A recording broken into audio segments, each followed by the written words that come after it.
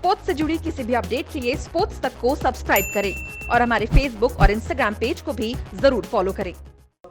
In a way, Anil, in conclusion, do you believe, therefore, that the game is ready to restart with the same calendar as before? Do you see the IPL happening, the World T20 happening? Or do you believe this has to now be a very, very gradual, carefully thought out process before cricket returns in its full form? No, I think it'll have to be a balance between the two. You'll have to gradually look at which countries you could start off with. I saw a report where India is looking to travel to Sri Lanka. Sri Lanka has already started practicing in Sri Lanka. So there is a possibility there. Of course, you'll have to keep monitoring what happens during that time in India and how things pan out.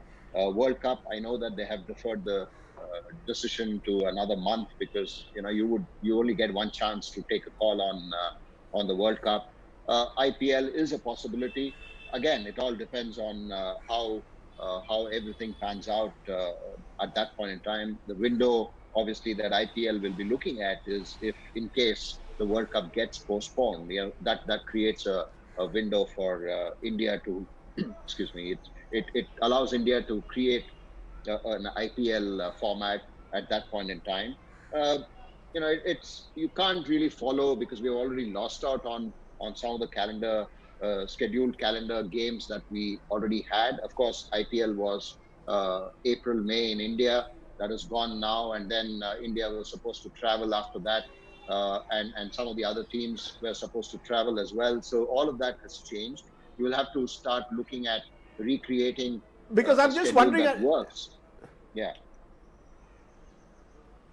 Because I'm just wondering, is it easy to play a T20 match, which is just played over 3 hours in this COVID era, than a 5-day test match? Whereas you said a player could develop symptoms over 5 days. Is T20 actually an easier format to handle in IPL in COVID times?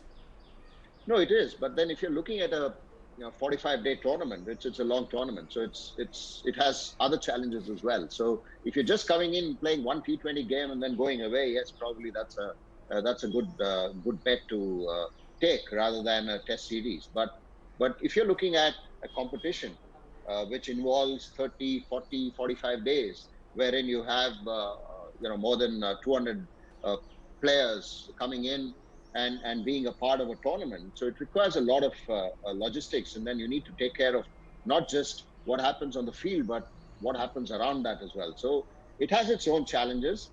Our recommendations of banning saliva will affect more in test cricket rather than in a T20 and in a one-day game, because we know that it's a short game and it shouldn't really matter banning saliva, because nobody is actually discussing the banning of saliva in a T20 or a one-day game, because you know that you're not going to get that much affected by it.